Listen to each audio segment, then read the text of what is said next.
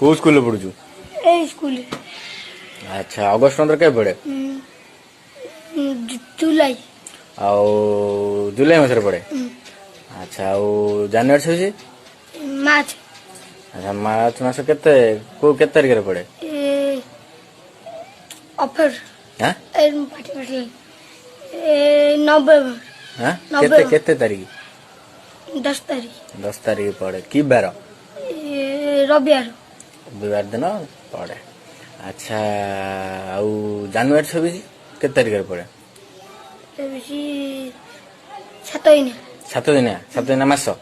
ସେ ମାସ ଅଛି 7 ଦିନିଆ? ହଁ କୋଉଠି କୋଉ ଇଏରେ ଲେଖା ହେଇଛି? ଅଛି ହଁ କୋଉ ସ୍କୁଲ କୋଉଠି ଅଛି? ଅଙ୍ଗନବାଡି ଅଙ୍ଗନବାଡି ଲେଖା ହେଇଛି।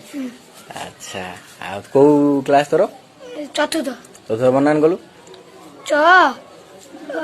କୁତୁର କାଳିଆ